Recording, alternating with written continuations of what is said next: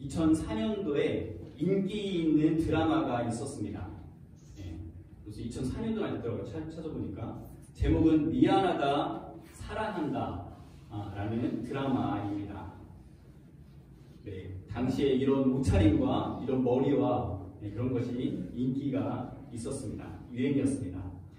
주인공은 차무혁이라는 주인공인데 차무혁은 어릴 적에 입양하러 호주로 보내지게 됩니다. 차무혁은 한국에서 가난하기 때문에 엄마가 나를 버렸구나 라고 그렇게 믿으면서 자랐습니다. 입양 가정에서도 사랑받지 못하고 해서 범죄 세계에 나중에 휘말리게 되고 그렇게 상처투성이 방탕한 삶을 살아가게 됩니다. 그러던 중에 우연히 한국으로 오게 되고 그리고 친엄마를 찾게 됐는데 친엄마는 아주 유명한 가수의 아주 유명한 연예인 가수의 어머니로 너무나 부유한 삶을 살고 있었고 이 엄마는 자신의 그 아들 차무혁이 죽었다고 그렇게 생각하고 있었습니다. 차무혁은 엄마가 이렇게 잘 사는 부유하게 사는 모습을 보고 너무 큰 배신감을 느꼈습니다. 아니, 지금까지 나는 가난 때문에 버려졌다고 생각했는데 가난 때문이 아니라면 엄마가 왜 나를 버린 거지? 이렇게 잘 살고 또 다른 자식은 저렇게 끔찍히 아끼고 사랑하면서 왜 나만 버려진 거지? 그런 생각에 그 버려졌다는 것 자체도 큰 상처였지만 너무나 잘 살고 있는 엄마가 자신의 존재를 당연히 죽었다고 생각을 하고 있으니까 자신의 존재를 잊은 것 같아서 그것이 더 깊은 상처가 되었습니다.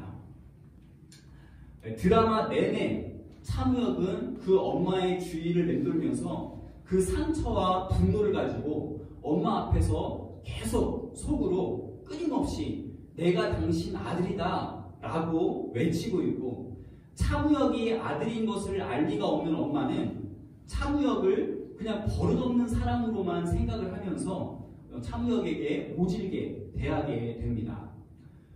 드라마 후반부에 가서는 엄마의 지인을 통해서 차무혁이 왜 버려져야 됐는지 그 이유와 그것이 엄마의 의지가 전혀 아니었다라고 하는 것을 알게 되고 엄마에게 있는 또 다른 그 연예인 아들은 사실은 엄마가 그 차무혁을 잊지 못해서 그 아들을 입양해서 그 끔찍히 키웠다는 그런 사실도 알게 됩니다. 그래서 자신의 존재가 엄마에게 잊혀진 줄 알았는데 사실은 오히려 자신을 더 기억하고 있었다라고 하는 사실에 나중에는 저 멀리 그 밖에서 지금 화면 보이는 것처럼 집 밖에서 안에 있는 엄마를 보며 제목처럼 죄송합니다, 사랑합니다 라고 하는 그런 말을 남기고 몸이 좋지 않던 이 차무혁은 세상을 떠나게 됩니다.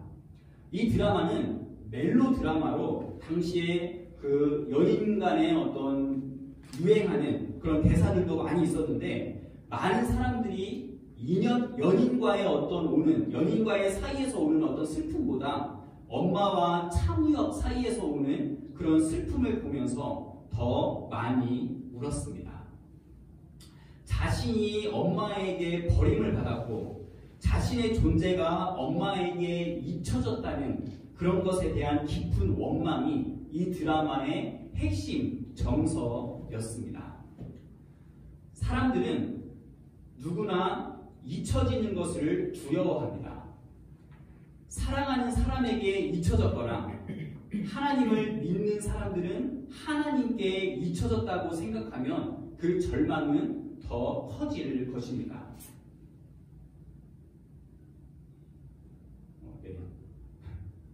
하나를 빼먹었네요.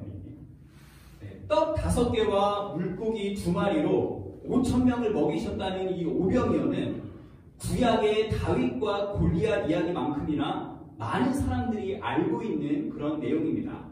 5천 명이라고 하는데 성인 남자만 5천 명이니까 훨씬 더 많은 사람들이 예수님의 말씀을 듣기 위해서 모여들었습니다. 시간이 오래됐고 또 배고픈 그런 때였기 때문에 그들에게는 먹을 것이 필요했습니다.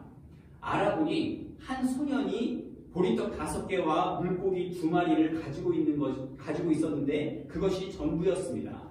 예수님은 그 적은 것으로 5천 명이 훨씬 넘는 사람들이 배부르게 먹고 12광주리가 남는 그런 기적을 행하셨습니다.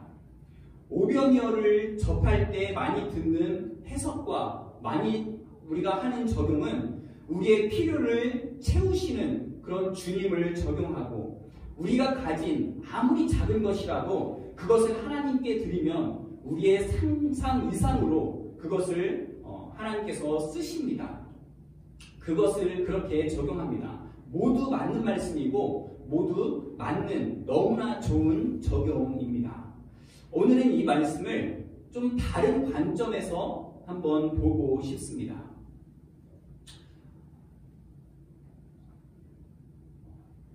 성경은 우리를 위해 쓰여졌지만 우리에게 쓰여진 것은 아닙니다. 우리를 위해서 쓰여졌지만 우리에게 쓰여진 것은 아닙니다.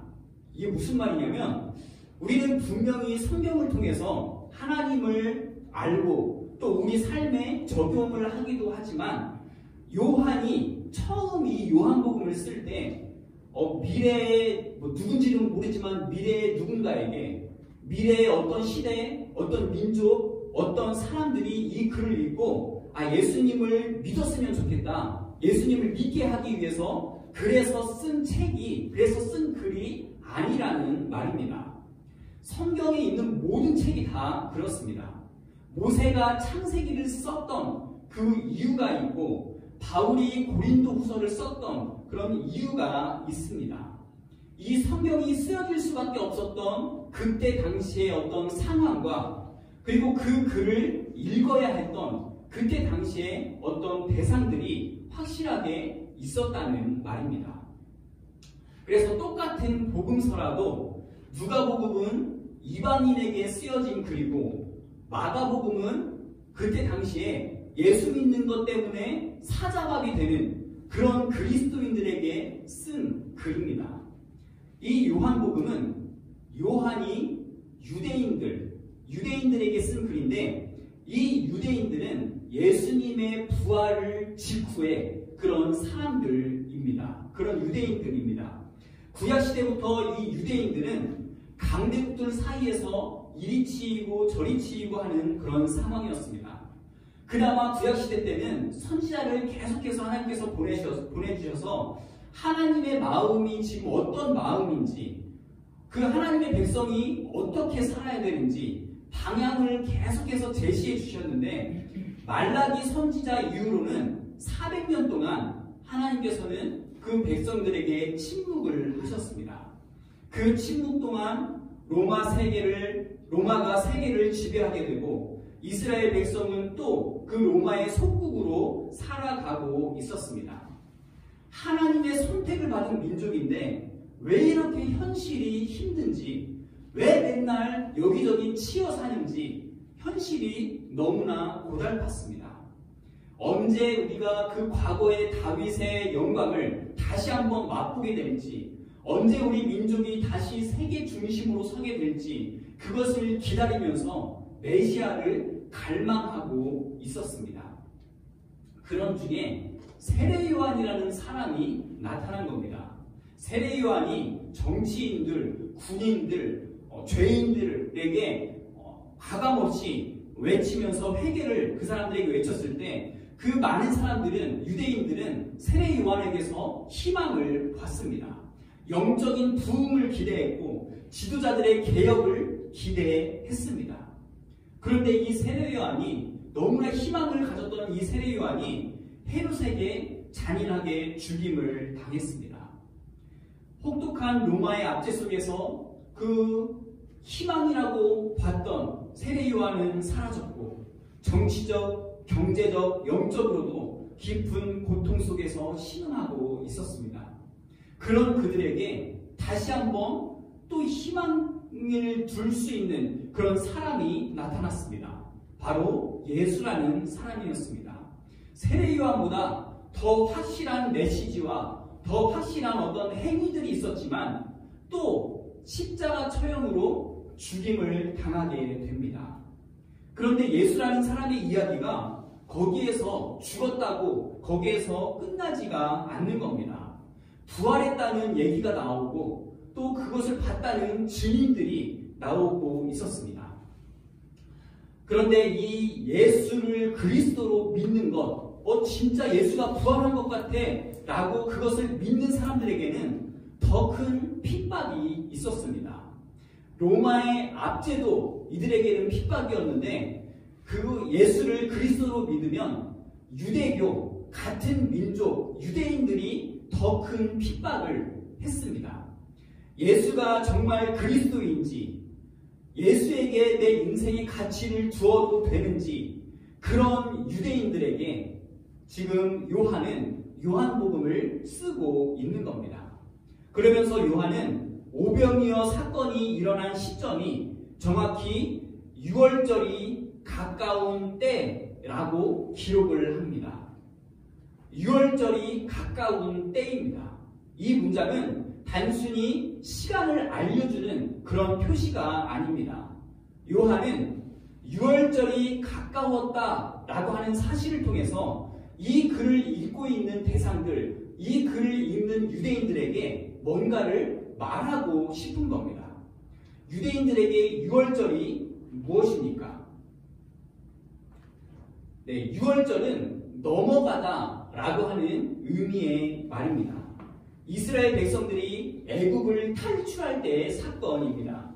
하나님께서는 이스라엘 백성을 놔주지 않는 애굽을 향해서 10가지 재앙을 내리셨습니다. 마지막 10번째 재앙을 내리면서 애굽이 이스라엘을 놓아주게 되는데 10번째 재앙은 모든 처음 난 것, 사람이든 가축이든 모든 처음 난 것, 장자를 죽이겠다는 그런 재앙입니다. 하지만 이스라엘에게는 구별되어 그 재앙을 피할 수 있는 방법을 알려주셨습니다.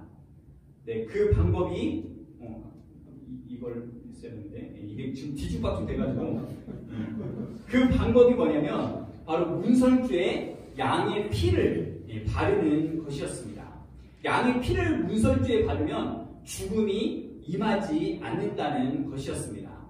그날 밤에 죽음의 심판이 애국 온 땅에 임했지만 문설주에 피가 발린 그 집은 죽음이 지나가고 생명이 남았습니다.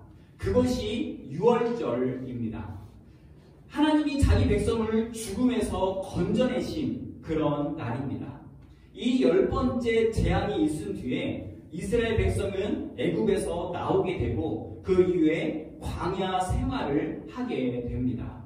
먹을 것도 없고 물도 없고 어디로 가야 될지도 몰랐습니다. 그때마다 하나님께서는 불기둥, 구름기둥, 또 만나와 메추라기를 매일 먹이시면서 하나님이 인도하시고 하나님이 함께 하신다는 것을 알려주셨습니다. 이것을 기억하기 위해서 이스라엘은 6월절을 매년 지켰습니다. 너희는 이 날을 기념하여 여호와의 절기를 삼아 영원한 규례로 대대로 지킬지니라. 이 6월절을 요한복음에서는 3번을 다루고 있습니다.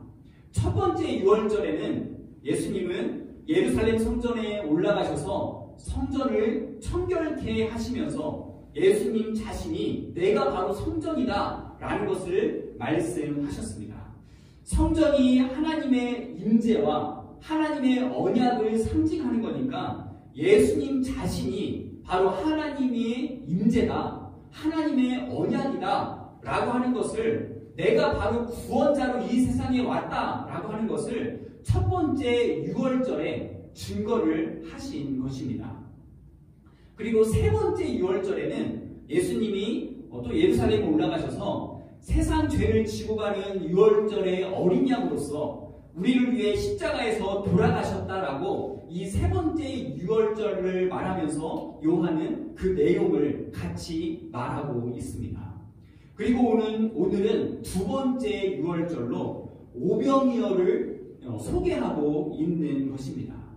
어떻게 보면 이 오병이어와 유월절은 아무 상관이 없어 보이는데도 요한은 굳이 유월절도 아닌데 유월절이 가까운 때다라고 그렇게 의도적으로 말하고 있습니다. 왜 그렇게 하고 있냐면 이렇게 유월절을 말하면서 유대인에게는 정말 중요한 그런 절기인 그런 유월절을 말하면서 예수님의 특별한 사역을 강조하기 위한 것입니다.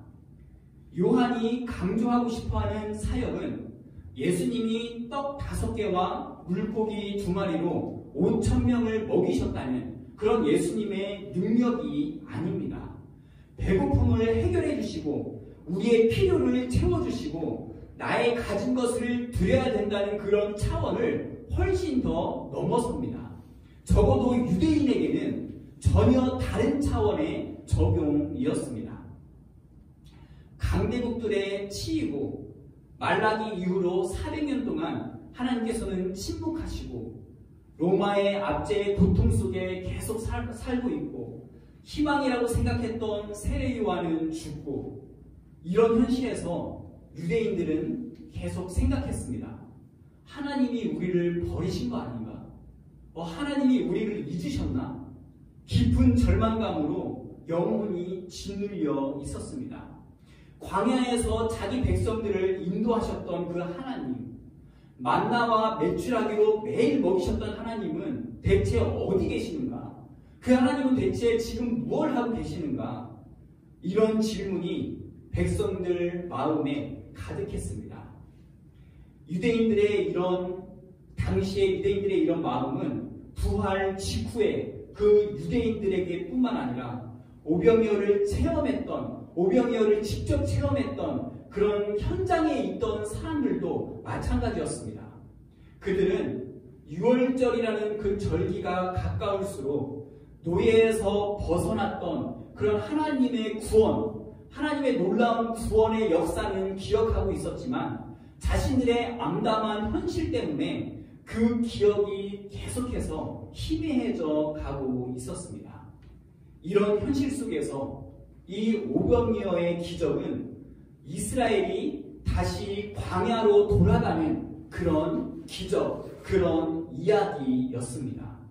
광야에서의 음식, 만나와 메추라기는 굶주린 백성을 먹이시는 그런 양식이면서도 동시에 하나님의 임재를 상징하는 것이었습니다. 그냥 배고픔만 채워주신 게 아니라 하나님의 임재, 하나님이 지금 너희와 함께 하신다는 것을 말하는 것이었습니다. 그것처럼 예수님이 백성들에게 주신 이 오병이어 음식은 굶주린 그들을 불쌍히 여기셔서 제공한 그런 양식일 뿐만 아니라 동시에 예수님이 그들을 위해 직접 생명의 떡으로 내어주실 거라는 그런 구원의 상징이기도 했습니다. 너의 현실을 보면 너희의 현실 가운데 있으면 너희가 하나님께 잊혀진 것 같지만 절대 그렇지 않아.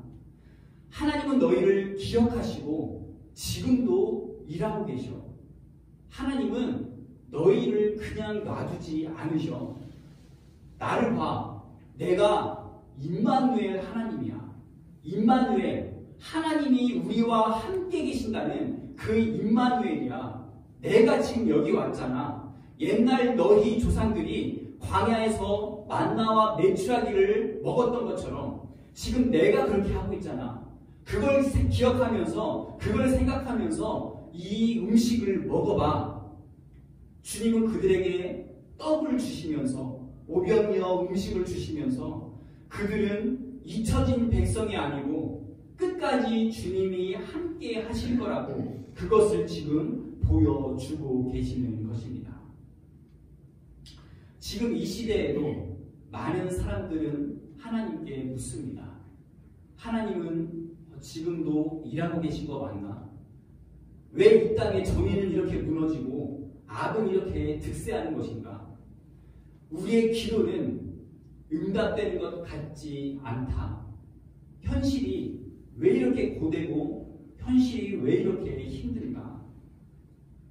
마치 하나님이 다시 침묵을 하는 것 같습니다.